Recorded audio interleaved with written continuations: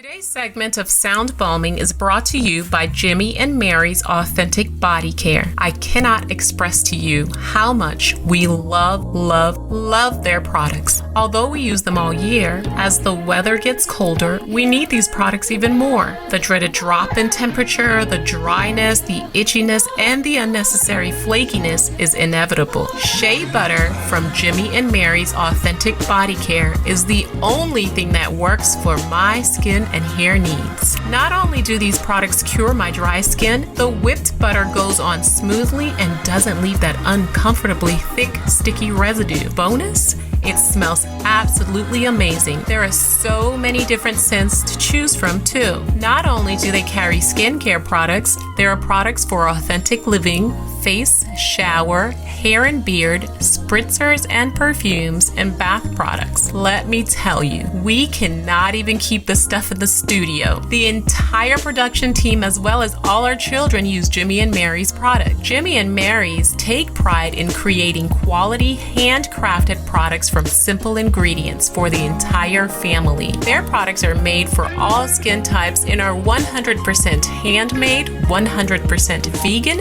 and 100% cruelty-free. Skincare is important. Moisture is key, and keeping our skin and hair hydrated is essential. I cannot emphasize how much we trust Jimmy and Mary's for all of our skincare needs. Hurry on up to jimmyandmarys.com and check out their products. Did I mention service is fast and efficient too? Don't forget to mention that you heard about Jimmy and Mary's Authentic Skincare on Sound Balming. Use the discount code SOUNDBALM20 to get 15% off. That's SOUNDBALM20 for 15% off at Jimmy and Mary's Authentic Skincare. Hey everybody, welcome to Sound Bombing. I created this show for people who want to experience a radical, life-changing journey through the sounds of my diverse guests.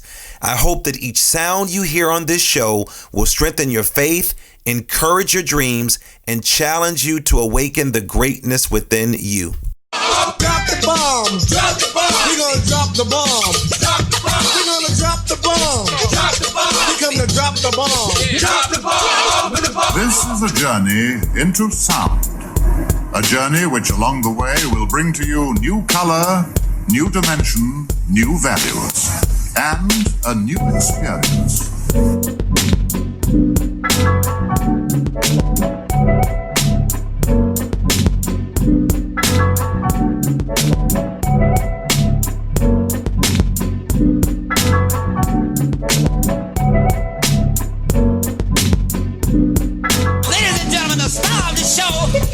Lamar Darnell Shields.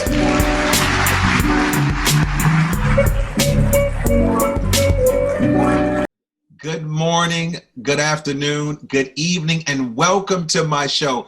I'm your host, Dr. Lamar Darnell Shields, the creator of Sound Bombing. And my goal with this show is to introduce you to people with ideas that will help you unlock your full potential, like my next guest, Tandy Pryor. But before we bring up Tandy Pryor, who's sitting there waiting patiently with those beautiful glasses, I love the frames. I love. Good. I'm glad you like them. Yes, I love them. Before we bring her up, you all already know what we do. If you're new to the show, welcome, welcome, welcome. And you may not know what we do, but if you're an old head, if you're an OG, an old bomber, a bomber is someone who is peaceful. Bombing is about peace, the sound of peace. We always start with our 3 breaths. So I want to encourage you. Now, don't do this if you're driving. If you're in a car, we want you to keep moving through it. You can fast forward this. But if you're at home, if you're sitting at your desk, or if you're wherever you are outside of driving, I'm going to ask you to put your feet on the floor. Your palms are facing up, and everything is soft. Your face is soft. Your eyes, everything is soft.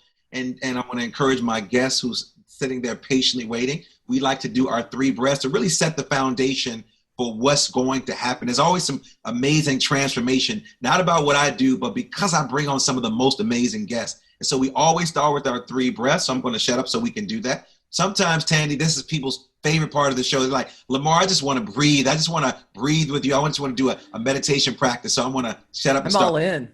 Yes. There we go.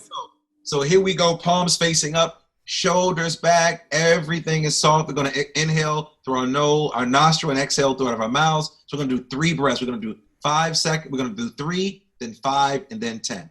So here we go. Inhale. Hold it for 3 seconds. Exhale. One more time. Inhale. We're going to go for 5 seconds. Inhale. Hold it for 5 seconds. Exhale. Now, Balmers, we're going to go a little deeper. This time we're going to go for 10 seconds. We're going to go through our belly, the bottom of our belly. Inhale. Hold it for 10 seconds. Exhale. What is that? That is called the breath of life. And I'm so excited that you decided to hang out with me today. Maybe you heard about me through some other platforms. Maybe you read about the things that I'm doing. But I'm sure you heard that I bring on some of the most amazing guests. And today is no exception. I have joined with me in the BalmShelter, in the Balm Studio, Tandy Pryor, who at the age of 50 took a leap of faith and completed her coaching training to become a full-time official coach. Tandy's clients would describe her as intuitive, kind, present, loving, tough, and caring. She does not mince words or waste time. I love that. Tandy does not use the cookie cutter method either. Every single one of her clients are individuals who deserve to be treated the best way possible. That's why she personally tailors her coaching programs for each individual client based on their needs. Tandy leverages a toolbox that includes 25 years of coaching, hundreds of modalities and energetic principles that enable her to quickly get to the root of where you are holding back. She uses this deep experience to create tangible, lasting change so her clients are operating from a foundation of joy, love, and empowerment. In a nutshell, Tandy's clients step forward into the life they deserve. And we all deserve something powerful, and we all need a coach. These are the words Bill Gates chose to open his TED Talk with when he had this impactful conversation. He said, we all need a coach.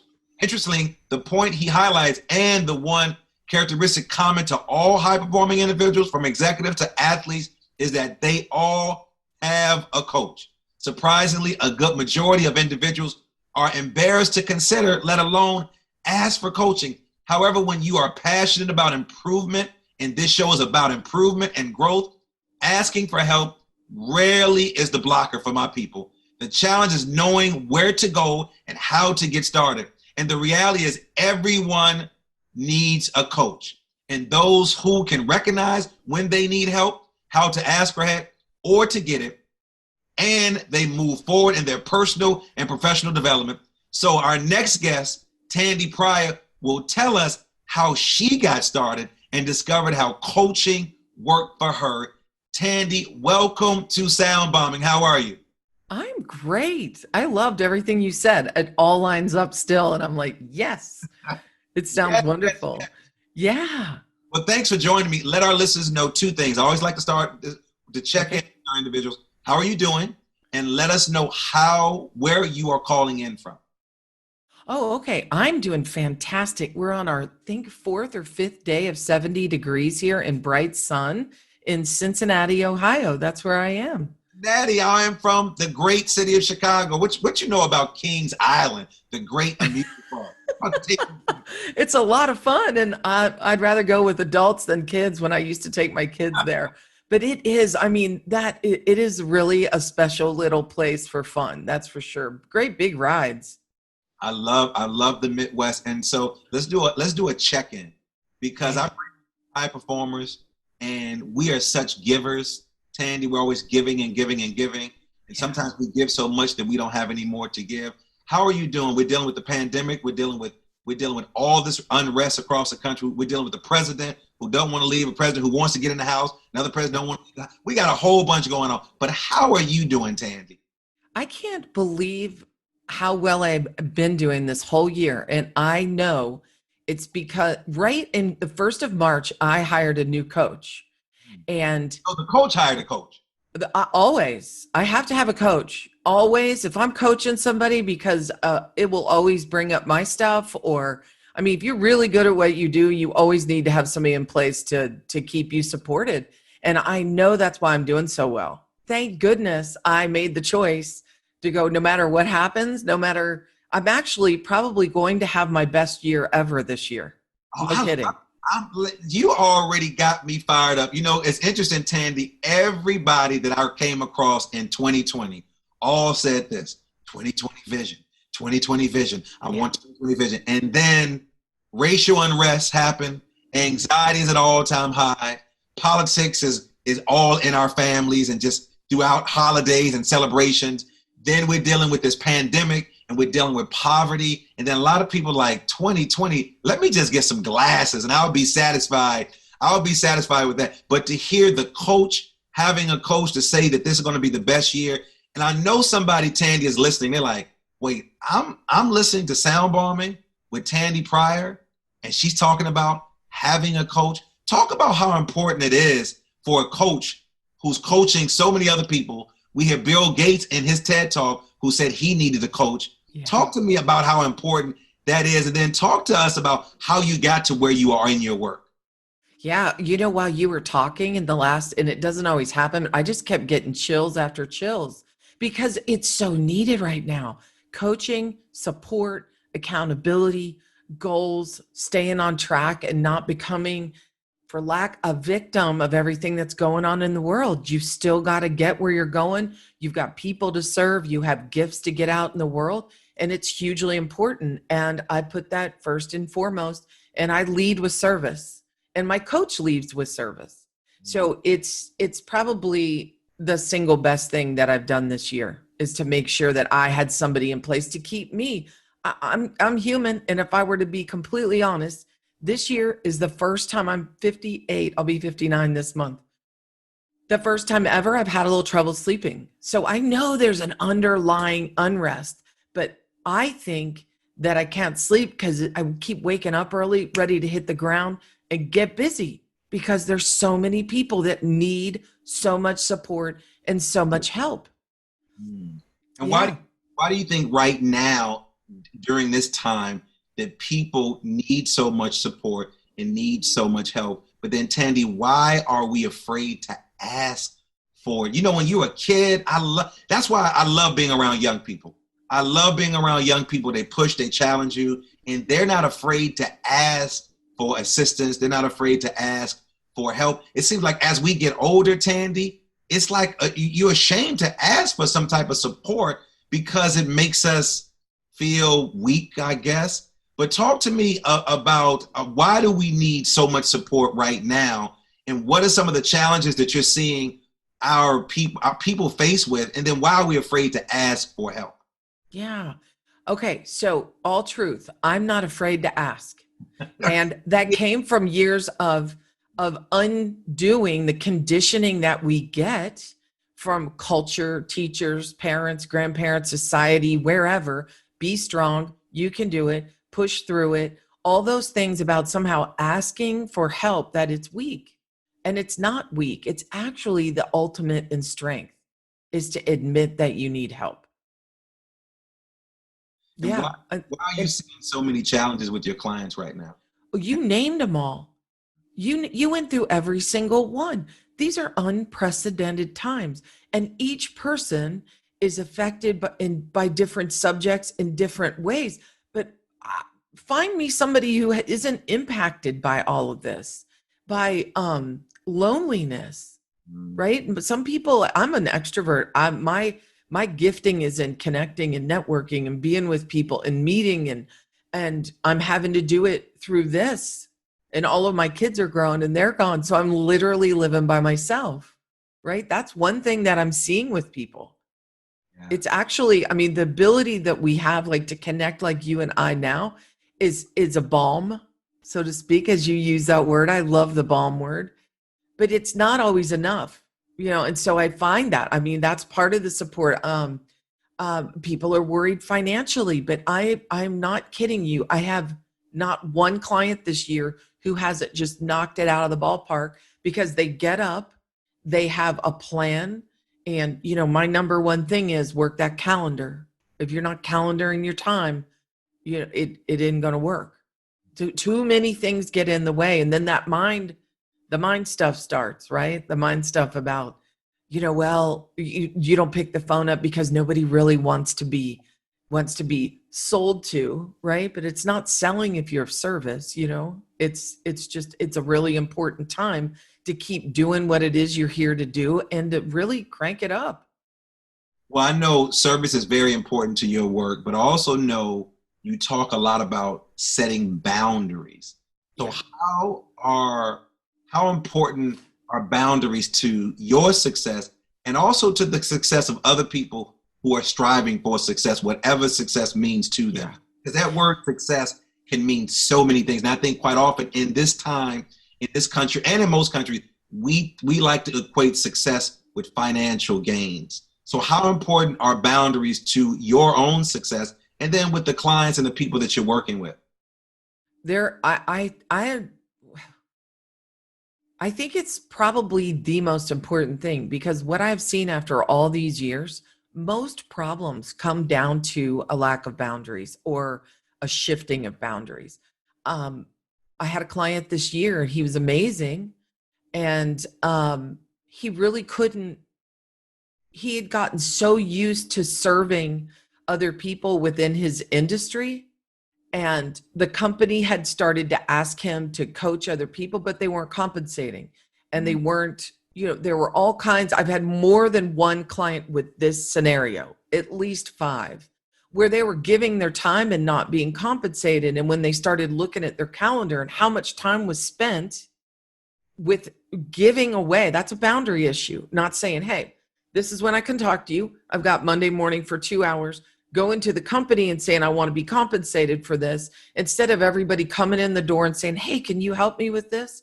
Shutting the door, setting your office, which is something that we need to talk about too. That's amazing for this time. Setting your office up for success and putting you in the command position according to how I do that, so you can make more money, have clearer boundaries. Sometimes it's at home. If you're coming from a household where you're not supported financially, or you've given all your power away and your voice doesn't get heard, your needs don't get met because you aren't speaking up for that. That's another boundary. So there's somebody listening right now, Tandy, who's a people pleaser. All right. Oh, yeah. There's somebody who does not understand the power of no. Yeah. Their anxiety right now, Tandy, listening to you is at an all-time high. Mm-hmm. Because what you're saying to them is, you can do it, but I'm so used to pleasing people that I feel like as soon as my boss puts some stuff on my desk, or as soon as my partner says we're going here, not going there, my anxiety goes to an all-time high. But I'm used to functioning that way because look how successful I am. Look at all the things that I have. What do you have to say, Tandy, for those individuals who are people pleasers, who struggle with saying no to their superiors, their significant others? And let's talk about those other little significant others, those children. They got power. All ages too. Help us unpack that. And can you give us some very specific strategies on my people pleasers who are out there listening, like right now? And I'm sure I'm seeing them move closer to. I love what you're saying, but I need you to talk to me right now. You ready? Let's start with this. Okay. No is a complete sentence. Yes, it is. Yeah. And it takes practice. And it also, that's why a coach is good in a situation like that. Sometimes you don't even see that it's a boundary issue. When you're in the middle of the storm, you're not always able to tease out what the biggest problem is. Like I was talking about my clients this year, and realizing that they're over delivering to clients keeps them from earning and from really enjoying their life. And so first you've got to tighten up. You've got to identify where you're leaking in boundaries. You have to identify it first. And then you have to start taking baby steps. It takes, and it's interesting, I don't use this in marketing, but almost every person that I have coached has to find their voice with someone around them in some way, meaning learning. It's like building a muscle. You have to practice. You start with, that a nice thing to say is, no, that doesn't work for me. It's kind of complete, but it's also nice. No, that doesn't work for me. That's something that a lot of people start out using. You don't, as soon as you start to justify or explain, you lose your power. Yes. You lose it all. Isn't that so true? It's like when you think about salesmen and women, and I learned this from like a political science class I was in, and they said the person with the last word will win the argument. I remember, they were talking about in sales, as soon as I put this key in your car, Tandy, as soon as I put this key in your hand, you already believe that you can afford that car. Like prior to coming in, you were like, I can't afford it. I have to pay tuition. I have child support. I have to pay bills. But as soon as I put that key in your hand, it's something about like, man, I really can do this. And it's about taking your power back. And I love how you just said this, no, I can't do that right now. No, because as soon as you start to explain why, and if somebody has a strong vocabulary, they're very aggressive, they have what I call verbal aikido or verbal judo, they're gonna get you. Yeah. And then what's going to happen is, Tandy, they're going to come back to you and say, Tandy, I told you it wasn't going to work. Yes. That's why you need support. And that's why it takes practice. It's not something that happens overnight. And you don't really need to be a jerk to do it. You just need to gently start taking your power back. I talk about owning your power all the time. And I don't mean that power like over someone else. I'm talking about that inner power that you were born with, that you've always had, that's right there for you to reclaim. And boundaries are a huge way, because what you were saying before, we train the people around us, whether it's husbands, it's kids, it's bosses, it's clients. We train them as to what works, what the expectations are. And when you go to undo that, it's not always makes you the most popular person in the room. That's why most people don't want to do it. Yeah, and I'm so glad you said that, because I've always said we teach people how to treat us.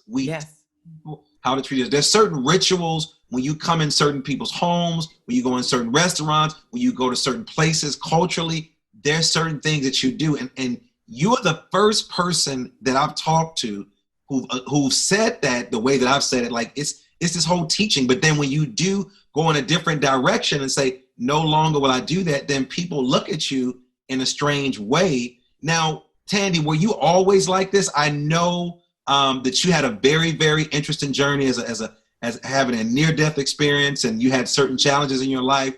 Were you always like this? Were you always able to say no? Were you always, forthright with what you believe? Were you always a go-getter and felt like that you can do anything possible? That's good. I really took the hard way. Yes, on the underneath, I always had really good boundaries. I don't have problems saying no. And I think sometimes you're born with that ability to just say no and be that person. But I was adopted at 2 months old or a month old. And in the closed adoption system, there's a lot of secrets that are kept. And I complied for years, and then I rebelled. So I made my life really hard. And I think that makes me super great at what I do, because if you pretty much name it, I've experienced it. And yes, and the big wake-up call was really in my 30s with the near-death experience during the delivery of one of my kids. And I came out of that, and I'm really a different person. It was a spiritual wake-up call. If you look back through every culture, they all have different, ways of looking at near-death experiences. It is a calling. I believe it is. And I've been on a study since then of all things kind of energetic and, but you can see I'm very pragmatic, and I love the coaching. So I'm this blend of both things. And that's pretty much how I got where I am. The other thing that, and then when I turned 50 and I was divorced, I had 3 kids. I went through the financial trouble. I've spent my life searching for the answers, and I have them now, and I've had them for 25 years. But that's another thing. If you're a coach, in my opinion, you're kind of a detective. You're looking for the patterns. Like my really gift is removing what doesn't serve people anymore, meaning identifying and saying, hey, this is in your way. Hey, this is removing at least the thought around it. Not necessarily, I look at people, places, and things, and it's not, sometimes people don't have to go. I don't mean that. They have to be retrained about how to treat you. So that's kind of that's a short version. So no, I haven't always had it together. No, I've always had this very very kind of a leadership and strong, and I even gave that away for a while where I wasn't really in alignment. Out of all the things that you could have done, Tandy, of all the things I read about you and all the great things, why did you start a coaching business at the age of 50? Or why did you just start a coaching business in general when you could have done so many other things? After the near-death experience, I went into the healing world, and I did, I'm a licensed massage therapist in, the state of Ohio. I did energy work. I did all kinds of those types of things, and then went back to real estate after, with having the 3 kids and being divorced, and realized I didn't want to earn my money doing that. But the whole time I was doing it, I was thinking I've got to be more interactive. Like I'm like you, we're interacting. This is what I need. And it wasn't really in that world, but I kept saying, I really wanted to be a coach. So I was taking coaching training and I was doing all that, but I kept thinking, who do I think I am? And I put it off for like 12 years, putting it off where I could have been of service. And I had a really good coach that said to me, how much longer are you going to hide? And I was literally hiding in my basement. My 3 kids were upstairs, and I was talking to her on the phone in my basement, hiding from that. And just, it hit me. And I knew right then, the price was $1,600 a month. It was January in the Midwest. It was snowing. I was only selling real estate. So I got out there and I did it. And if you're going to be in business, you have to get out and sell and meet people and be, whatever it is you're here to do in this world. And I knew that I didn't go through everything that I've been through just to die with all of the rich experience, the goodness, the help. I wish I would have had me. So that's what I did it. I wish I would have had me during my divorce before that, with everything that was going on, being married to an alcoholic, all of that. So what were you hiding from? You said you're in the basement on the phone with the coach. What were you hiding from, and what were you? Well, metaphorically, I was hiding, like I wasn't getting my gifts out in the world, but I was also hiding because I had 2 teenagers and 1 younger upstairs just wreaking havoc. And I was literally in the basement hiding, and I was like, life. Yeah. So what do you wish you had known when you started on this journey?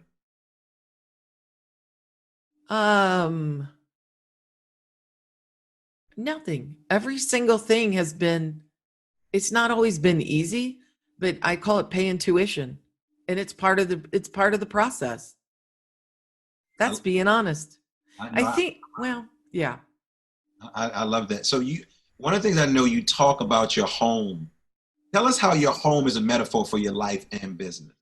Well, part of the training that I had later while I was in real estate, making my way back to this work and to healing work through now use coaching and your physical spaces. I'm a certified, what they call instinctive Feng Shui practitioner. So it's a very westernized version, but it is unbelievable. It's my secret sauce, and taking people from mediocre to soaring is to really look at your physical space as a vehicle for transformation. And it works. If you're in a room that is surrounded by clutter, if you have your back to a door in your office, now I'm speaking particularly right now to offices, since so many people are at home working, it's really important to take your physical space and embrace it and really move fully into it. Some people really live on the surface. They've got tons of clutter. They have pictures up against the wall that never get hung. They have things surrounding them that they don't love. So it was before Marie Kondo, who's amazing. Like, a lot of people know that author and she has a TV show and all that. But it's a way of understanding that your outer world is a reflection of your inner world.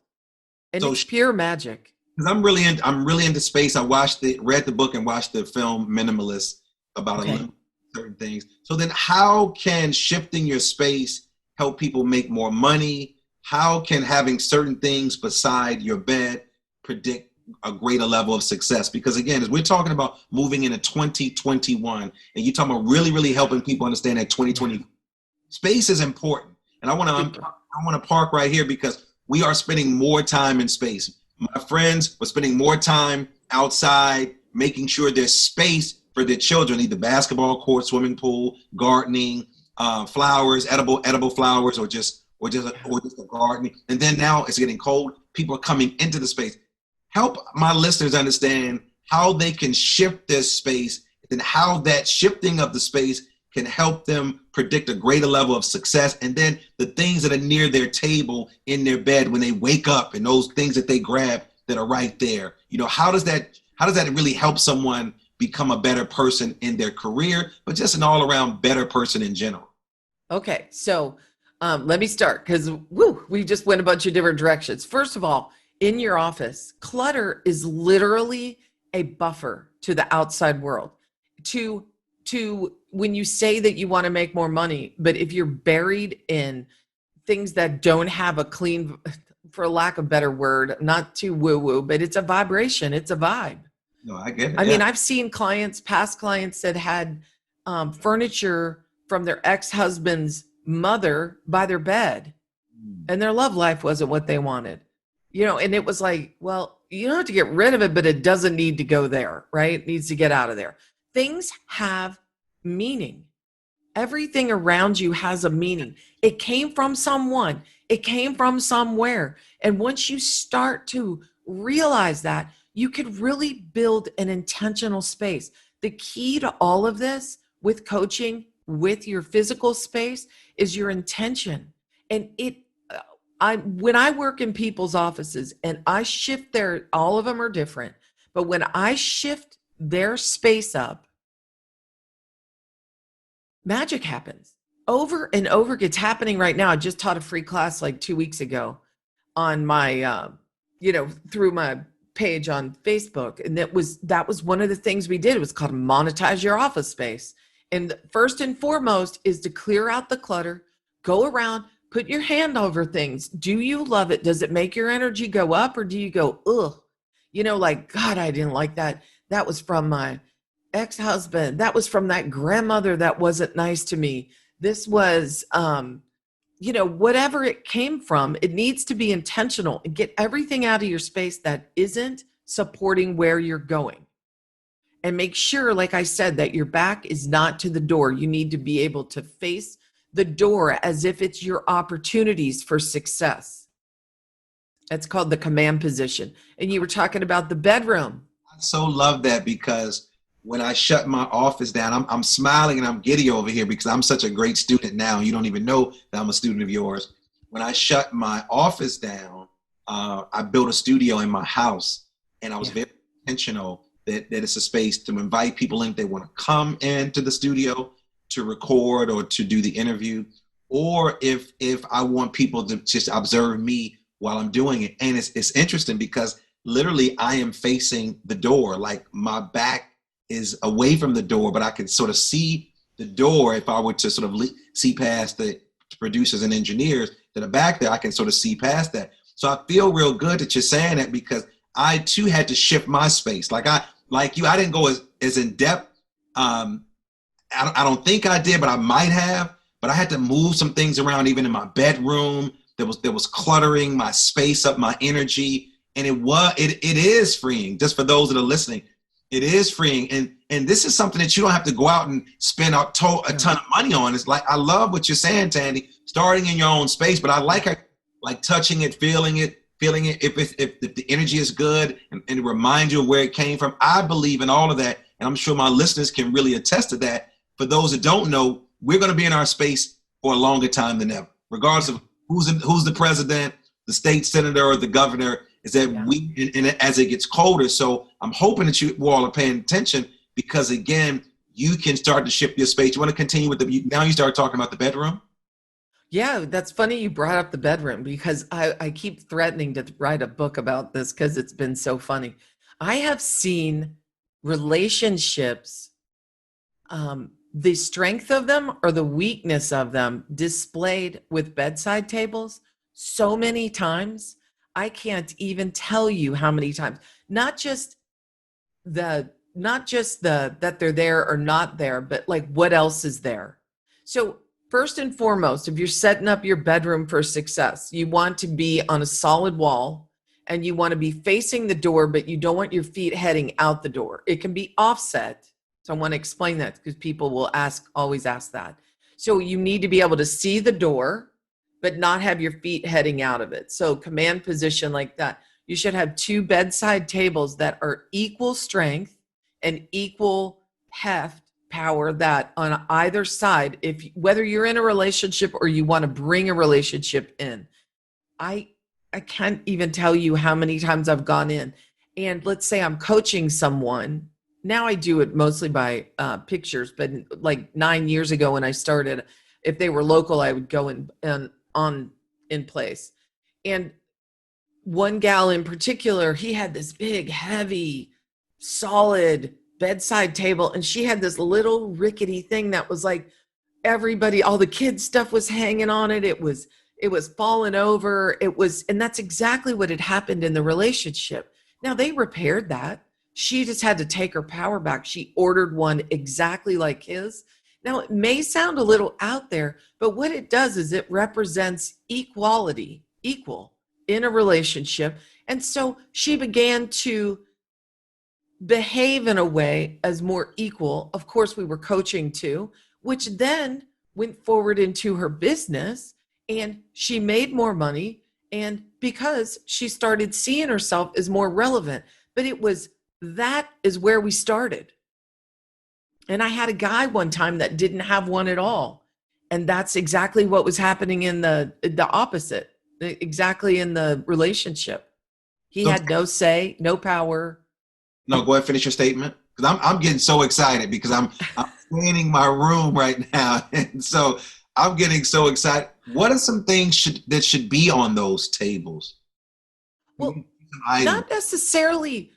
Again, the most important thing is intention. The intention. Yes. No clutter beside the bed, intentional pieces, intentional things that you really support, and love you. Like I have some that you love and love you too. But you could have essential oil there that you can use on your sheets before you go to bed. You could put it in the drawer, but even if you have drawers, those need to be clean, clear, and decluttered. But one of the really important things that I haven't said yet is when you wake up, what's across from you when you wake up looking at the wall is really important. It should support you in where you're going or what you want to achieve. So when you wake up, what's across from, now sometimes people they can't do it because the way the room is set up, but putting a picture there of something that you love or that brings you joy, or, if you have a vacation home somewhere and you work all year to be able to go there, or if you want to go to Paris, or you can bring things in to your space for your intention of what you want to bring into your life. It's like, again, I guess it's a way of like a vision board, but it's actually putting the physical thing there so you can see it and be reminded of it. It's interesting, Tandy. I was so intentional about the things that went into my new bedroom. I redesigned, I repurposed things. I took the clutter out. I'm one of those people, I don't like a TV in the bedroom. I think the bedroom is for some intimacy, and it's also for downtime to be reflective. So I'm a person, I do have an Alexa in there because of music and news and things Me like that. too.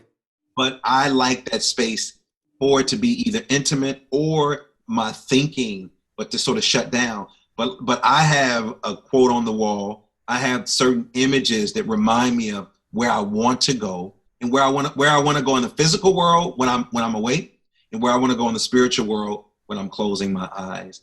And so this is such a new concept to people. And I'm so glad that you're sort of sharing this good information, because people, I believe that when you win the morning, you win the day.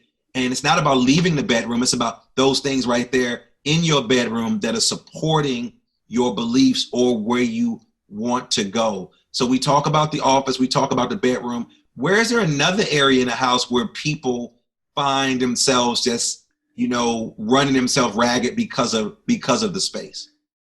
Well, okay, so Wayne, I want to name one thing, what you were saying. In Feng Shui, TVs in the bedroom are a no-no. And same with pictures of people in the bedroom. They can go anywhere, but not there. But the way that Feng Shui describes that having a TV in there, it's like a three-way. It breaks the intimacy. But if you insist on having one, then it needs to be in an armoire or cover it with something when you're not using it. Almost actually cover it with something. Yes. As far as everybody's different.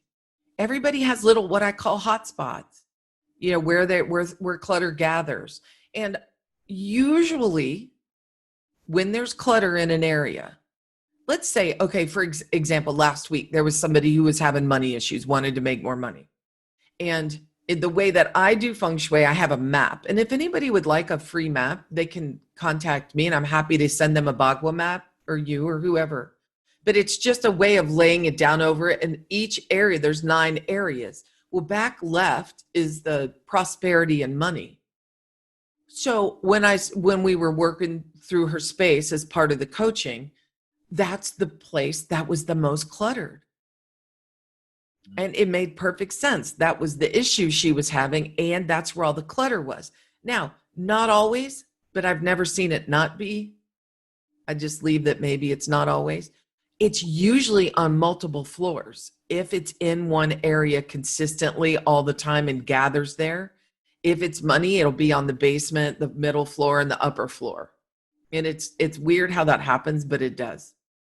So the first thing to bring in more money is to freshen that space.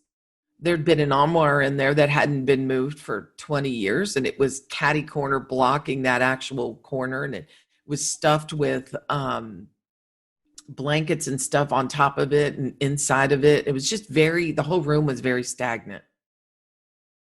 Wow. So clean, clear, and decluttered to start. So what are some of your responses from some of your coaching clients once you sort of take them through this experience to declutter their space? What are some things that they're saying to you? Well, one, I'm in a coaching group, and some of them have hired me within my own coach. It's not my coaching group. I'm a part of one. And 3 of them out of 4 immediately started getting money in. Because I really believe like the way's there and it's just over here, and then it's like lining it up. It's like getting the 2 things lined. It's like right there waiting for you. But with your intention and getting rid of blocks, it just allows it to flow in. They've been odd situations too, weird checks, things they weren't expecting. Somebody did get a client to re-up with them. I just did that last week. And immediately that day, the client that she thought wouldn't re-signed up. That's one thing. Sometimes they meet if they want a relationship. Part of what I teach them is how to create the space within the bedroom to allow for somebody to come in. It's a way of creating the physical space for that to happen. That's happened. I have lots of testimonials on my website though around it. And it doesn't, sometimes it's business. Sometimes it's personal. It depends on the person and what they're up to. Well, Tandy, this has been an amazing lesson for me because I have really shifted almost every room in here. And I was very intentional from my children's rooms to my room, very, very intentional with the entire space. So I am excited that I'm moving in the right direction. You've given me some very specific strategies. So speaking of strategies, where should a person start? So how can our listeners get in contact with you? And before you go into how they can get in contact with you, what are some questions that my listeners should be asking themselves if they want to sort of do this decluttering of their own space? What are some questions that they should be asking themselves? questions that they should be asking themselves.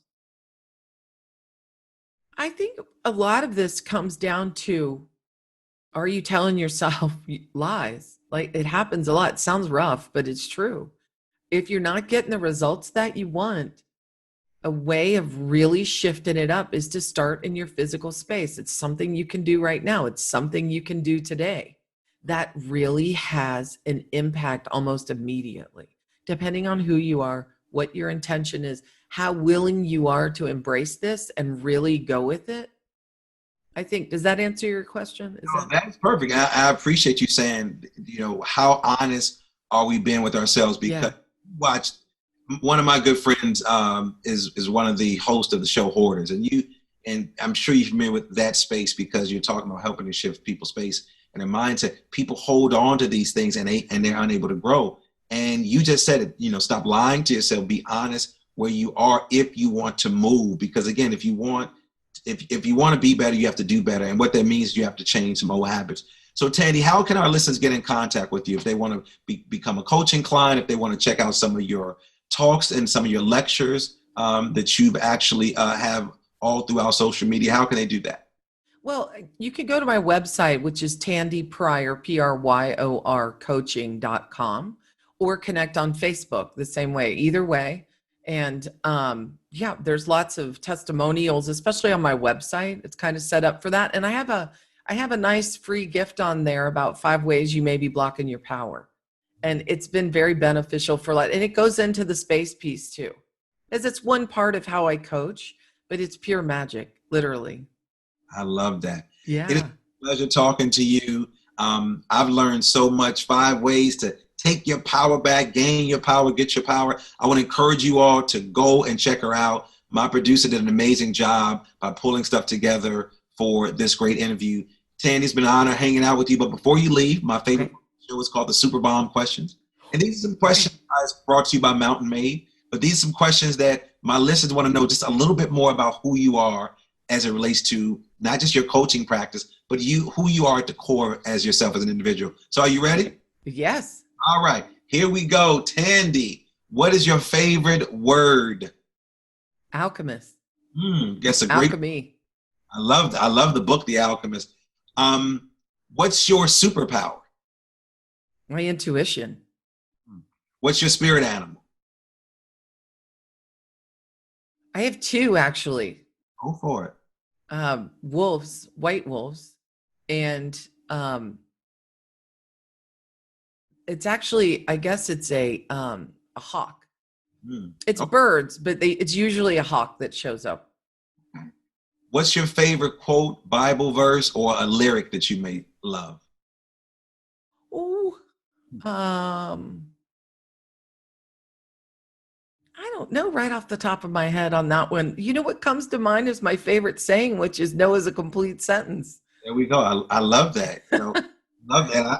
I'm going to tweet that. As Oprah said, that's a tweetable moment. What brings you tears of joy? Oh, I absolutely love when one of my clients is really stuck in around a mindset or a limiting belief and they break through and get on the other side. I mean, you can actually feel it and witness it, and that brings me joy. Now, the opposite, what brings you to tears of sorrow? Watching people give their power away. What values do you live by every day? Accountability, freedom, integrity. What do you wish you had more time to do? Travel. How do you express gratitude with those you love? How do I cook, and I love to have small gatherings. If you were in the Mrs. America talent competition, Tandy Pryor, what would your talent be? Oh, right now, talent. I know what I would do. I would gallery coach. That's what I'm really good at. We'd have to have some people that have some problems in the audience and let me coach them. To heck with this singing and dancing, I'll just coach. Win, because you would have participation from the audience members.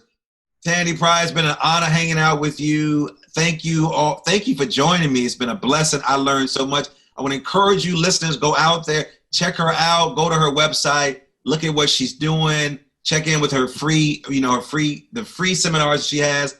And then I guarantee your life will shift because you want to go into a different mode as we move into this new year. So Tandy, thanks for hanging out with me.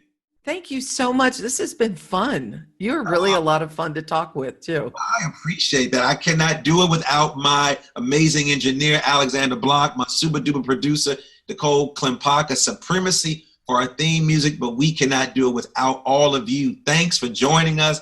Make sure you subscribe, leave a comment, and stop being stingy and share me with your friends. You hear me? If you want to know more about me, go to drdrlds.com if you want to pick up our merchandise. And if you want to make a donation, you can go to buymeacupofcoffee.com/soundbombing. And as always, believe that something wonderful is about to happen. But some people miss the message because they're too busy looking for the mess. Thanks for tuning in, and go out and do something for someone other than yourself today. You've been listening to Sound Bombing. Peace. The Super Balm questions are brought to you by Mountain Made CBD. Mountain Made is changing the CBD game by offering a line of high-dose CBD tablets at an affordable price.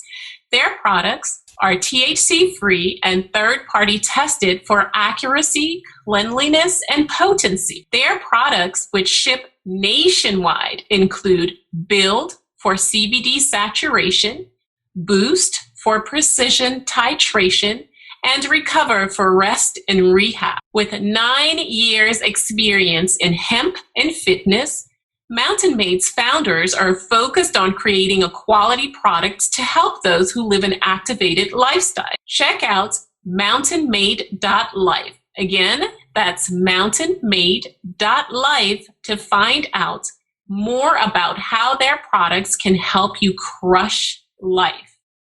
Remember, their products ship nationwide. Go check out their website today and follow them on social media at Mountain Made. That's the @ MNTMADE.